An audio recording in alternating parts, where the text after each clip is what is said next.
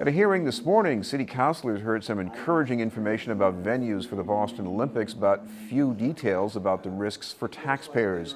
The CEO of Boston 2024, Richard Davey, said Olympics venues would be put together by private developers, but he said local taxpayers should still provide a financial guarantee to the International Committee. This is a privately financed games with a contingency and a surplus, and as you've seen with our venue releases over the last couple of weeks, we've been listening to communities too. We've moved some venues that communities had concerns about, and we've also been welcomed with open arms as well for some venues. They're using private investment as a long-term private investment to host an Olympics, but help rebuild Boston in certain areas.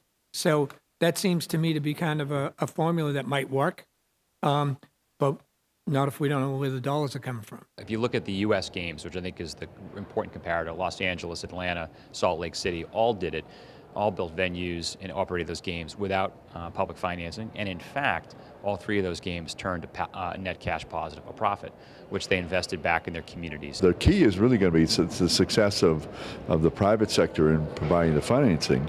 I mean, I think Boston would like to have the same deal that Los Angeles had with the IOC, that the city would not be obligated to cover any overages. Now, I think Rich Davies didn't seem to think that was going to be a possibility, that the city was going to have to sign the document saying they would cover it. So all the more reason to be much more precise on the financing. Davey also mentioned the potential of Olympics development for housing and improving transportation.